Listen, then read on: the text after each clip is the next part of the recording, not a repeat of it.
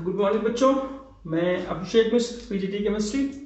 आज 12th class के लिए aldehyde, ketone and carboxylic acid का चैप्टर लेकर आज की क्लास में हम डिस्कशन करेंगे एल्डोल कंडेंसेशन और कैनिजारो रिएक्शन और थोड़ा सा बेंजल्डिहाइड की केमिकल प्रॉपर्टीज है, जिसमें इलेक्ट्रोफिलिक सब्स्टिट्यूशन रिएक्शन है, जिसमें 2 रिएक्शन हमें पढ़नी है। हमारे कोर्स में सिलेबस में उतनी है। और शुरू करते हैं आज की क्लास। टॉपिक हमारा aldol condensation and Cannizzaro reaction. मैं कुछ पहले इसके बताना चाहूंगा। अगर कोई एल्डिहाइड या कीटोन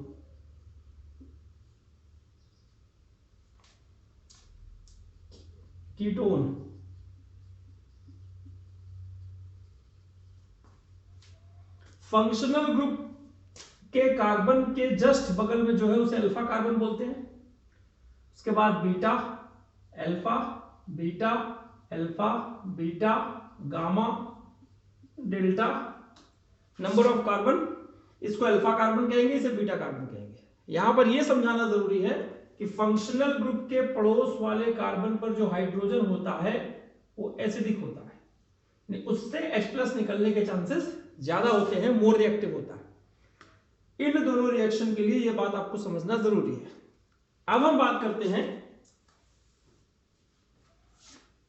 कि एल्डोल कंडेंसेशन और कैनिजारो रिएक्शन में क्या सिमिलरिटीज हैं, क्या डिफरेंसेस हैं, वो जरा देख लीजिए। Aldol condensation, Cannizzaro reaction. Aldol condensation में कहा गया कि जो एल्डोल कंडेंसेशन होता है ये एल्डिहाइड और कीटोन दोनों के लिए होता है। कैनिजारो में कहा गया ओनली फॉर एल्डिहाइड, यानी कीटोन जो फंक्शनल ग्रुप है वो कैनिजारो रिएक्शन नहीं देता, समझिएगा। दूसरी बात जो बताई गई इसमें यह कहा गया कि alpha hydrogen must be present, और यहां क्या कहा गया, मस्ट बी एब्सेंट, यानी अल्फा हाइड्रोजन नहीं होना चाहिए, ध्यान रखिएगा। तीसरी बात क्या कहा गया, इसका जो प्रोडक्ट है उसको बोलते हैं बीटा हाइड्रोक्सी एल्डिहाइड या फिर कीटोन, और इसी को हम बोलते हैं एल्डोल। और यहां पर जो हम बात करते हैं 3rd नंबर पर, यहां पर डिस्प्रपोर्शनेशन रिएक्शन होता है। डिस्प्रपोर्शनेशन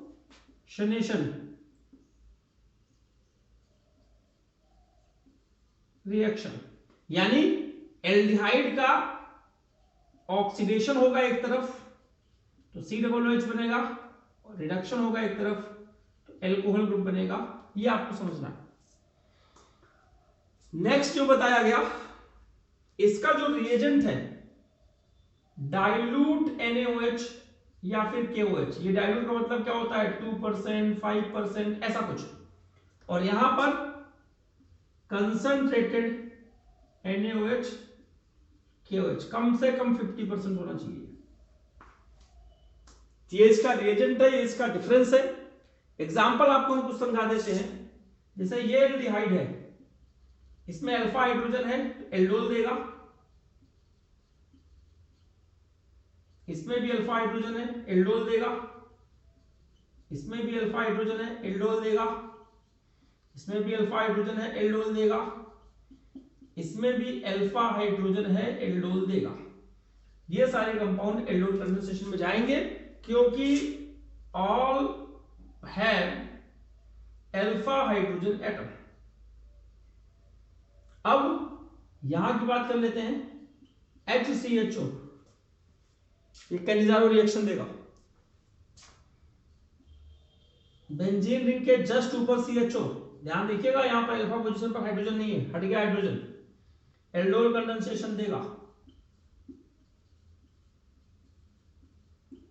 ध्यान से देखिए, इस पे अल्फा हाइड्रोजन नहीं है, अल्फा कार्बन तो है लेकिन हाइड्रोजन नहीं है, तो ये आपका एल्डोल कंडेंसेशन नहीं देगा, कैनिजारो रिएक्शन देगा।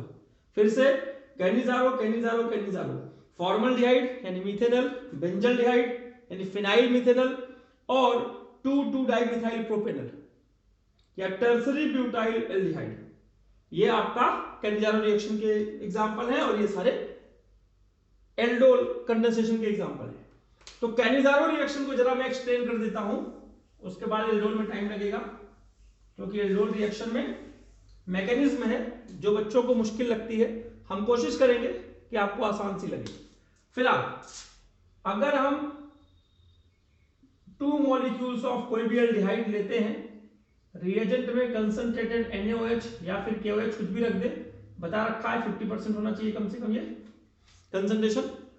इसका जब ऑक्सीडेशन होगा तो ये कार्बोक्सिलिक एसिड बनाएगा, उसका सोडियम सॉल्ट बनता है प्रोडक्ट में, और यहां पर उसी एक कार्बन का एल्कोहल बन जाएगा। डिसप्रोपोर्शनेशन रिएक्शन, मीथेनॉल से सोडियम मिथेनोएट ऑक्सीडेशन और मीथेनॉल से मिथाइल अल्कोहल रिडक्शन। ये समझिएगा कि दो कंपाउंड में से एक का ऑक्सीडेशन हो रहा है, सोडियम का सॉल्ट बनता है, और एक का रिडक्शन हो रहा है। अगर इसकी हम हाइड्रोलिसिस कर लें तो वापस HCOOH बन जाएगा, जो हम एसिड चाहते हैं। अब बात करते हैं सेकंड नंबर की। मुझे पूरी उम्मीद है कि हमारे बच्चे इसको आसानी से समझ सकेंगे। यही रिएजेंट फिर से लगाया जाए तो फिर जो ऑक्सीडेशन वाला प्रोडक्ट बनेगा COONA, और रिडक्शन वाला जो प्रोडक्ट बनेगा उसे हम बोलेंगे बेंजाइल अल्कोहल। बिल्कुल भी मुश्किल नहीं है। सिमिलरली एक का ऑक्सीडेशन कर दिया हमने और अगले वाले का रिडक्शन कर दिया। Next example is two two dimethyl propanol, same reagent. फिर से हमें कुछ नहीं करना, स्ट्रक्चर में कोई चेंज नहीं, जहां पर CHO है वहां पे COONA कर देना है। और दूसरे वाले एग्जांपल में CH2OH कर देना। याद रखिएगा यहां OH केवल डायरेक्ट मत लिखिएगा, CH2OH होगा, कार्बन कम नहीं होनी चाहिए। ये आपका एग्जांपल हो गया कैनिजारो रिएक्शन का। अगर इसी को हम थोड़ा सा इंक्रीज कर दें, एक एग्जांपल ये भी है, प्लीज समझिएगा। इसको बोलेंगे 2,2-डाइमिथाइल ब्यूटेनॉल। तो फिर से यहां क्या हो जाएगा भाई, CH3 CH2, और यहां क्या हो जाएगा CH2 CH3। वैसे कार्बन बढ़ा देंगे। बहुत ही सिंपल है कैनिजारो रिएक्शन। इसके जस्ट बाद हम बात करते हैं एल्डोल कंडेंसेशन। उम्मीद करूंगा कि एल्डोल कंडेंसेशन आपको समझ में आए। इस वीडियो को आप बार बार देखिए, कोशिश करिए कि उसको फॉलो करके स्टेप बाय स्टेप सीखिए। इन्होंने कहा ये हमारा मॉलिक्यूल है CH3CHO, इसका डाइल्यूट NaOH लिखा, तो ये कह रहे हैं प्रोडक्ट नहीं समझ में आ रहा है, एल्डोल कौन सा बनेगा। अब इसी चीज को हमें समझना है।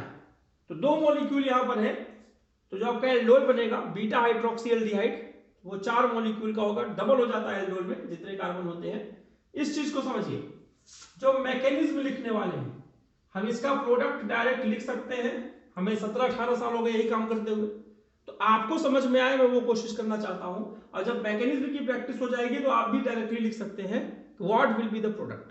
लेकिन बिना मैकेनिज्म के आप शुरू में लिखेंगे तो मे भी वहां कुछ गलत हो, और IIT में नीट में ऐसा आ जाता है कि ये अगर कंपाउंड है, एल्डोल कंडेंसेशन दे रहा है, तो इसका प्रोडक्ट क्या होगा। 4 ऑप्शन में से you have to choose one, correct one answer. Example mechanism की बात करते हैं। मैंने कहा था कि अल्फा हाइड्रोजन क्यों प्रेजेंट होना चाहिए। देखो क्या कमाल अल्फा हाइड्रोजन का, OH NaOH का OH है, ये अल्फा हाइड्रोजन इस H2OH के पास जाके H2 बना लेता है, H2 निकल गया। अब जो प्रोडक्ट है यहां बचेगा CH2 CHO, negative charge carbon ion. Please समझिएगा, मोस्ट इंपॉर्टेंट। अगर ये H2 यहां नहीं लिखना चाहते आप तो यहां H2 लिख सकते हैं, यहां से हटा के, मर्जी आपकी, कहीं भी लिखना चाहें। यहां पर 2 मॉलिक्यूल्स ऑफ इथेनॉल प्रेजेंट है, तो दूसरा जो मॉलिक्यूल है इथेनॉल का मैं वो लिख रहा हूं यहां पे ओपन करके, और अभी जो कार्बन आयन बना ऊपर वो हम यहां लिख रहे हैं। फिर से देखिएगा बॉन्ड ये टूटेगा, हम न्यूक्लियोफिलिक एडिशन रिएक्शन कराते हैं, ये निगेटिव ये पॉजिटिव, ये किसके पास जाएगा, नेगेटिव के पास। जो स्ट्रक्चर बनेगा वो देखिए, CH3 CH O पे माइनस, और ये CH2 इसके पास जुड़ जा रहा है, CH2 CHO, CH3 CH O minus लिख दिया, CH2 CHO सिंपली ऐड कर दिया। अब जो यहां पर H निकला था वही H वापस यहां पे आ जाता है H प्लस, और ये न्यूट्रलाइज को हटा के OH लगा देता है। तो आपको निगेटिव वाला नहीं दिखाना, डायरेक्ट ये लिखना है। मैकेनिज्म नंबर 1, मैकेनिज्म नंबर 2, 2 ही मैकेनिज्म है। और आप चेक कर लीजिए इसके रिस्पेक्ट में ये अल्फा और ये बीटा, इसको हम बोल सकते हैं बीटा हाइड्रोक्सी एल्डिहाइड, और इसी को हम ब्रैकेट में क्या बोलते थे, एल्डोल। तो this is the simple example of aldol condensation. यानी अब हम यहां इसका जो प्रोडक्ट लिखेंगे CH3 CH OH CH2 CHO। हम यहां अगर ये डायरेक्ट लिखते तो आपको थोड़ी तकलीफ होती कि कैसे आ गया कैसे नहीं आ गया। बस ये ध्यान रखना कि ये बीटा पर हाइड्रोक्सी होना चाहिए, एल्डोल। कन्वर्जन के पॉइंट ऑफ व्यू से मैं एक बात बता दूं कि अगर हम इसको हीट कर दें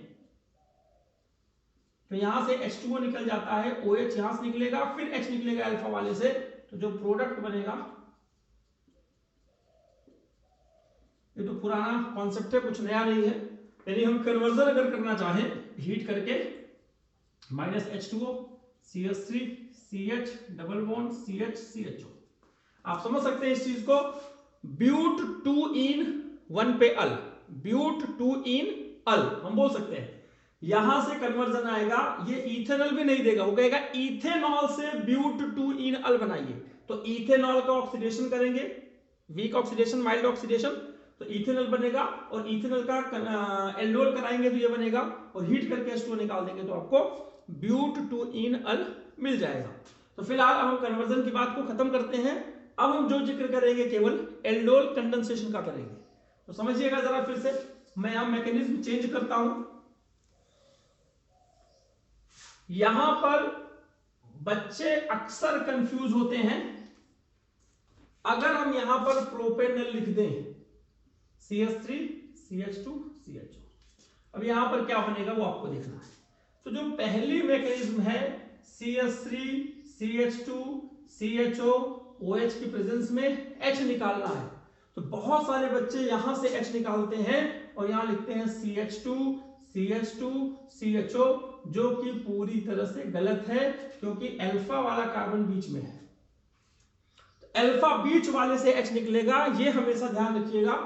और जहां से H निकालिएगा जिस कार्बन से, CH नेगेटिव हमने यहां से निकाला, और इधर हमने CHO लगा दिया, और ये जो CH3 था हम इसे यहां साइड में लिखकर नीचे लटका दिया।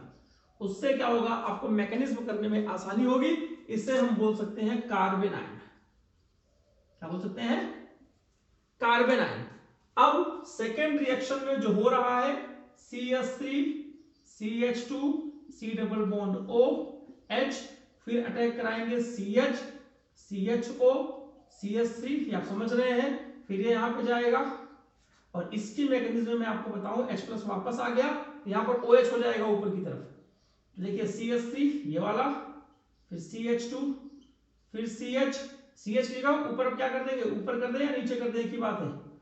अब CH इससे जुड़ेगा, ये CH3 नहीं जुड़ेगा, इसका स्पेशली ध्यान रखना है आप लोगों को। ये CH3 नीचे ही रहेगा और यहां बनेगा CH CH3 CHO। तो ये अल्फा ये बीटा, तो बीटा पे हाइड्रोक्सी लगा है, तो this is the example of aldol. फिर से अगर H2O निकालना हो तो इसका OH निकलेगा, इसका H निकलेगा, इसका OH इसका H, या डबल बॉन्ड आ जाएगा। ये आपके बात की बात है, कन्वर्जन में काम आएगा, लेकिन अभी एल्डोल यही है हमारा। तो हम यहाँ एल्डोल कंडेंसेशन को क्या लिख सकते हैं, CH3 CH2 CH OH CH CH3 CHO। सबसे इंपॉर्टेंट बात, तो यहां 3 कार्बन है, प्रोडक्ट में 6 कार्बन होने चाहिए। अब बच्चे जो पहली वाली गलती करते, अगर हम यहां इस वाले पर H निकालते तो जो प्रोडक्ट बनता वो ये बनता, देखिए जो गलत बनता, CH3 CH2 CH OH CH3 CH CHO।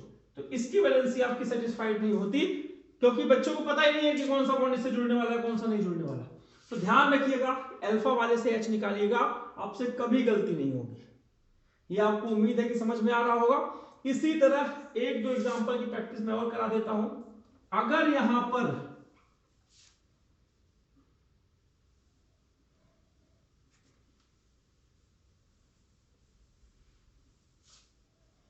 अगर यहां पर ये कीटोन हो जाए, जाहिर सी बात है कि यहां दोनों से H निकल सकते हैं, मर्जी आपकी कहीं से निकाल लीजिए। हम पहले निकालते हैं C double bond O CH3, यहां पर OH माइनस, हमने यहां से H प्लस निकाल दिया, CH3 C double bond O CH3 plus H2O लिखना उतना जरूरी नहीं है, आप माइनस H2O लिख सकते हैं, मर्जी आपकी, लिखिए ना लिखिए, लिखेंगे तो से आपका कॉन्फिडेंस अच्छा रहेगा। ये कार्बन आयन बना, कार्बन आयन। अब इसका क्या करना है, सेकंड वाले कीटोन पर इस कार्बन आयन का अटैक होना है।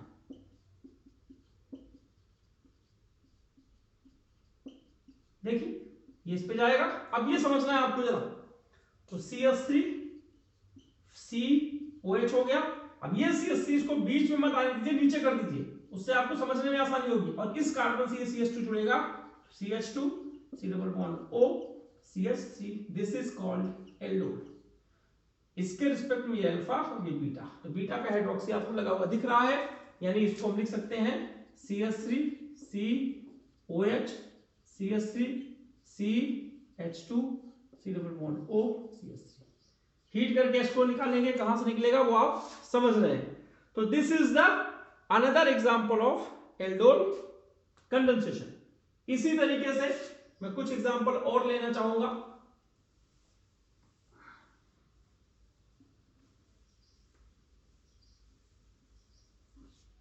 एक एग्जांपल मैं आपको दिखा देता हूं, ये आपके एनसीईआरटी के क्वेश्चन है, वही आप देख लीजिएगा, आपको समझ में आ जाएगा। ये अब देखिए, तो जब यहां से हमने डबल बॉन्ड O करके OH लगाया, माइनस H2O किया, तो क्या हुआ, इस पे भी अल्फा है, इस पे भी अल्फा है, किसी से भी आप एक H निकाल सकते हैं। हमने एक H यहां से निकाल के नेगेटिव लगा दिया, यहां पर ये बन गया कार्बन आयन बन गया। जब दूसरा हमारा एल्कोहल वो बनता है कीटोन, तो दूसरा वाला कीटोन, ये आपका नेगेटिव वाला कार्बन डबल बॉन्ड OH, समझिए प्लीज इस चीज को। तो ये वाला कार्बन इस पे अटैक करेगा, ये इधर टूटेगा, तो देखिएगा ये टूटा और इसका अटैक हुआ यहां पे, इसके अल्फा बीटा, बीटा पे हाइड्रोक्सी आपको दिख रहा है। फिर यहां से H2 हीट करके H2 निकालना है, इसका OH निकलेगा, इसका H निकलेगा, यहां पे डबल बॉन्ड आ जाएगा, वो हमारी बात की बात है। तो ये आप आसानी से समझ रहे हैं, यदि इसका अगर हम प्रोडक्ट हम यहां बनाना चाहें,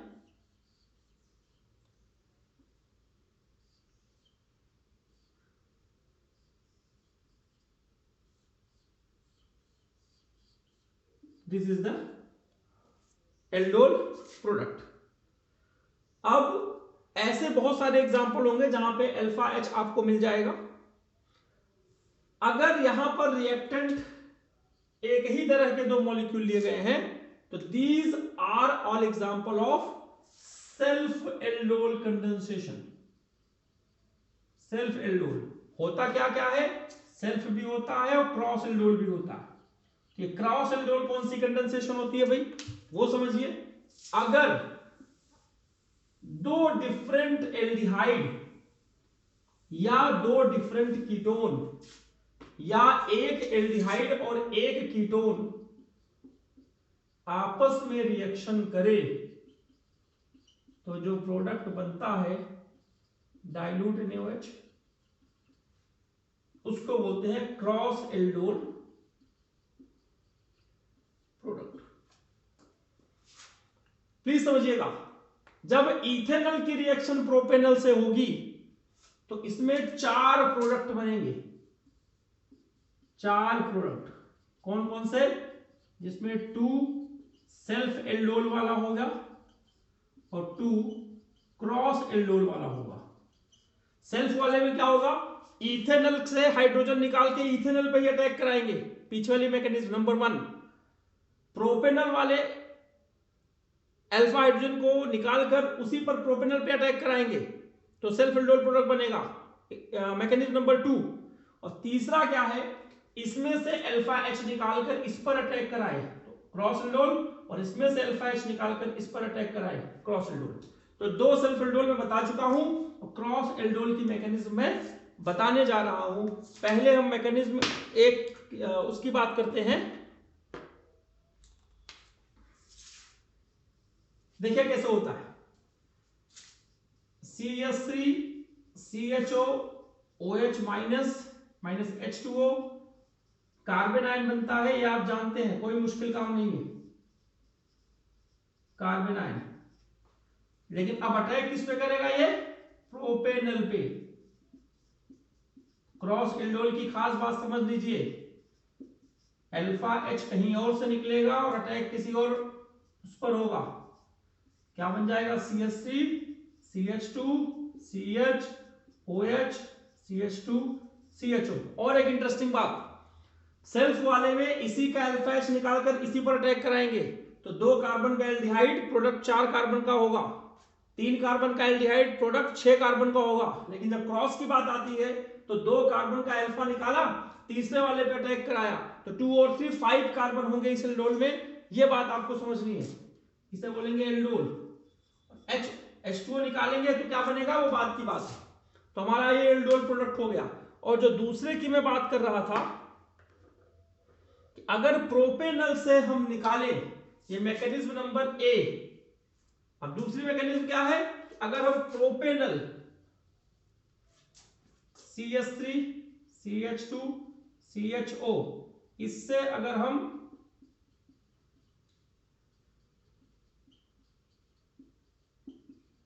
ये आपका बना कार्बन आयन,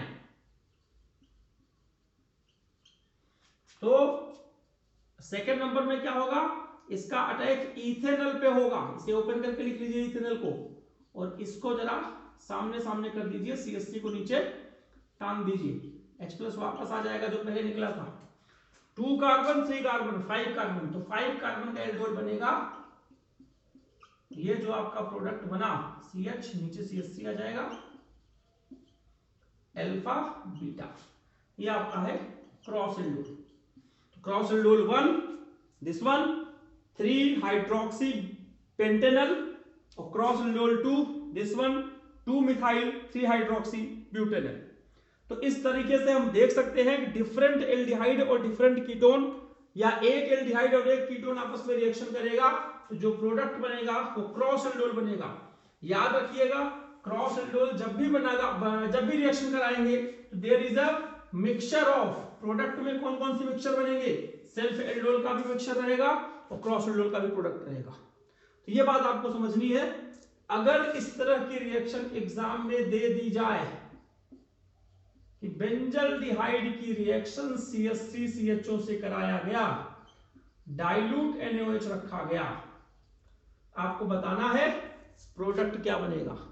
आपको अपने आप समझना है कि बेंजल्डिहाइड में अल्फा हाइड्रोजन नहीं है तो इसमें से अल्फा हाइड्रोजन नहीं निकलेगा, एल्डोल कंडेंसेशन इसका नहीं होगा, लेकिन इसमें से अल्फा निकालकर इस पर अटैक करा सकते हैं, क्रॉस एल्डोल प्रोडक्ट बनेगा। सेल्फ भी बनेगा, इथेनॉल का अल्फा निकलकर इथेनॉल पर ही अटैक करेगा तो सेल्फ एल्डोल प्रोडक्ट बन जाएगा, जिसका नाम था 3 हाइड्रोक्सी ब्यूटेनल। लेकिन जब क्रॉस की बात करेंगे तो इसका अल्फा निकाल के इस पे अटैक कराएंगे। तो मैं दिखाता हूं वो अटैक कैसे होगा। बेंजल्डिहाइड को ओपन कर लो, बेंजल्डिहाइड को ओपन कर लो और इसका कार्बन आयन बना लो, तो आसानी से बना सकते हैं H निकाल के, और ये इस पे अटैक कर जाएगा।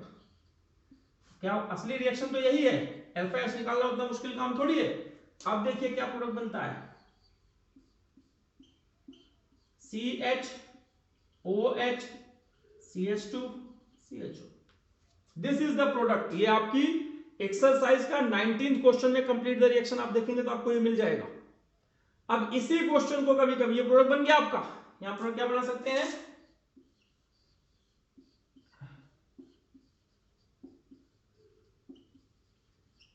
ये आपका प्रोडक्ट बन गया।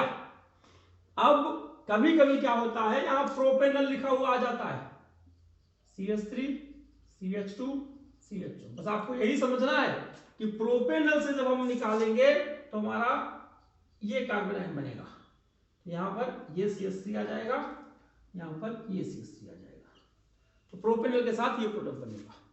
तो यहां पर हमारा self aldol, cross aldol, Cannizzaro, इन सब का डिस्कशन कंप्लीट हुआ। अब एक छोटा सा टॉपिक मैं आपको बता देता हूं, कि जो बेंजल्डिहाइड है जब इसमें इलेक्ट्रोफिलिक सब्स्टिट्यूशन रिएक्शन कराया जाता है तो because of the minus are effect, ये है बेंजल्डिहाइड, यहां पर पॉजिटिव चार्ज, यहां पर पॉजिटिव चार्ज, यहां पर पॉजिटिव चार्ज, ये ड्यू टू रिजोनेंस, अगर यहां रिजोनेंस होगा तो यहां पर जब हम इलेक्ट्रोफाइल का अटैक कराते हैं तो ऑर्थो और पैरा पे तो इलेक्ट्रोफिलिक अटैक बिल्कुल नहीं होगा, तो पॉसिबिलिटी क्या है कि मेटा पे अटैक हो सके। यानी benzaldehyde as well as benzoic acid, मैं दोनों की बात कर रहा हूं, benzaldehyde as well as benzoic acid are less reactive towards electrophilic substitution reaction because due to minus R effect the electron density on ortho and para position is very less, electron deficient ring को electron deficient कर देता है और electrophile उस पर attack मुश्किल से करता है। It is meta directing because electron density on at meta position is comparatively higher than ortho and para position, that is why attack हमेशा मेटा होता है। तो प्लीज समझिएगा, अगर यहां पर हमारा बेंजल्डिहाइड है और हम इसका नाइट्रेशन कराना चाहें, कंसंट्रेटेड HNO3 और कंसंट्रेटेड H2SO4, यहां पर डाइल्यूट करने की जरूरत नहीं होती है, कंसंट्रेट में भी यही काम होगा, CHO नाइट्रो, 3 नाइट्रो बेंजल्डिहाइड बनेगा।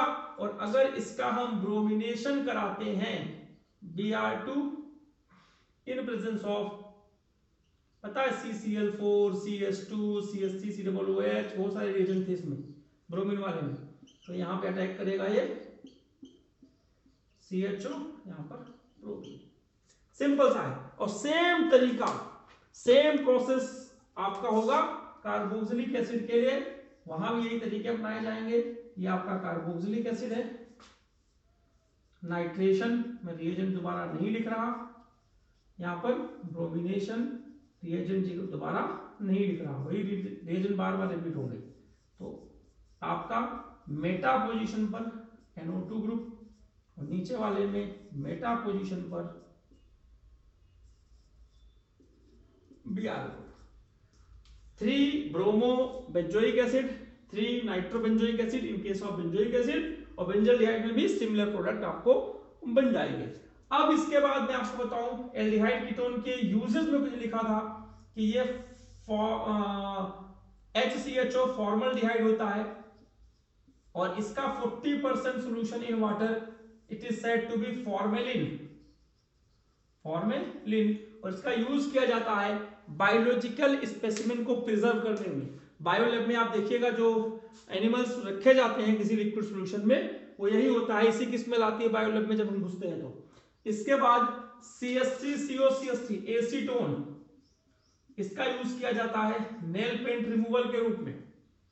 अब इसके अलावा और भी कई सारे यूज है, number of polymers are made from the formaldehyde, इसे मोनोमर की तरह बिहेव करता है, और इस तरह से आपको और भी यूजेस मिल जाएंगे एल्डिहाइड में, वो आप एनसीईआरटी से थोड़ा देख लीजिएगा, आपके लिए इंपॉर्टेंट है कि किस कंपाउंड का क्या यूज है, जो हमारे सिलेबस में है एटलीस्ट उतना हमें पता हो। यहां पर हमारा aldehyde, ketone, carboxylic acid complete हो चुका है। अब सॉरी, कार्बोक्सिलिक एसिड को छोड़ के भी एल्डिहाइड और कीटोन कंप्लीट हो गया, जिसमें उसकी केमिकल फिजिकल प्रॉपर्टीज और प्रिपरेशन वो हमने आपको बारी बारी से समझा दी। एक मैं आपको बात बोलना चाहता था, एल्डिहाइड कीटोन की एक कॉमन प्रिपरेशन मैंने आपको बताई नहीं, जिसको बोलते हैं ओजोनोलिसिस प्रिपरेशन में हम भूल गए थे शायद बताना। अगर हमारे पास कोई डबल बॉन्ड है और सिमेट्रिकल डबल बॉन्ड है, इसकी ओजोनोलिसिस करिए। ओजोनोलिसिस आपने 11वीं क्लास में करी हुई है। तो ये बॉन्ड यहां से ब्रेक हो जाता है, तो CH3CHO प्लस CHO CH3 ये बनता है। और अगर अनसिमेट्रिकल एल्डिहाइड या कीटोन का कॉन्सेप्ट है, या अनसिमेट्रिकल है, CH double bond CH3 CH3 और सेम रिएजेंट जब हम लगाते हैं तो एक तो यहाँ बेंजल्डिहाइड बन जाएगा। यानी बेंजल्डिहाइड सॉरी एल्डिहाइड और कीटोन बनाने का तरीका हो सकता है आपका ओजोनोलाइसिस। तो ozonolysis is used in the preparation of aldehyde as well as ketone और mixture of aldehyde and ketone can also be prepared. ये एल्डिहाइड है और ये कीटोन है, और केवल कीटोन बनाना है तो वो भी आप बना सकते हैं। देखिए यहां से H हटा के CH3 लगा दीजिए, यहां से H हटा के CH3 लगा दीजिए, देखिए ये कीटोन बन गया, ये CH3, ध्यान से लिखिएगा ये कीटोन है, sorry double bond O H और यहाँ H तो हट गया ना, इसके CH3 आ गया, कीटोन बन गया। तो ओजोलिसिस का भी एक मैकेनिज्म था, हम ट्रिपल बॉन्ड की भी ओजोलिसिस करते हैं भाई, वो आपके सिलेबस में नहीं है, वहां पर डाई कीटोन या डाई एल्डिहाइड बनता है। जो बच्चे नीट और आईटी की तैयारी करेंगे वो उस चीज को देखेंगे, अगर कोई परेशानी होगी हमसे बात करेंगे। तो आज की क्लास में बस इतना ही। होमवर्क एनसीईआरटी के मैक्सिमम क्वेश्चन आप सॉल्व कर सकते हैं। कार्बोक्सिलिक एसिड की प्रिपरेशन और प्रॉपर्टीज हम कोशिश करेंगे कि अगली 1-2 क्लास में कंप्लीट हो जाए, फिर ये लेसन हमारा कंप्लीट हो जाएगा। 2 चैप्टर आपके और रह जाएंगे, अमीन्स और लास्ट में बायोमोलिक्यूल्स। बायोमोलिक्यूल्स की काफी सारी रिएक्शन एल्डिहाइड कीटोन के ऊपर डिपेंड है, उनकी रिएक्शन देखकर हम उसे सॉल्व कर सकते हैं। जब क्लास होगी तो हम डिस्कशन करेंगे। लास्ट में यही मैं कहूंगा, अपने आप को कोरोना से सुरक्षित रखिए, सोशल डिस्टेंसिंग का पालन कीजिए, पब्लिक प्लेस पर जाना अवॉइड कीजिए, फ्रीक्वेंटली हैंड वॉश कीजिए। जितना आप सुरक्षित रहेंगे उतना हमारे देश का भविष्य सुरक्षित रहेगा। आज की क्लास में बस इतना ही, बाकी अगली क्लास में। धन्यवाद।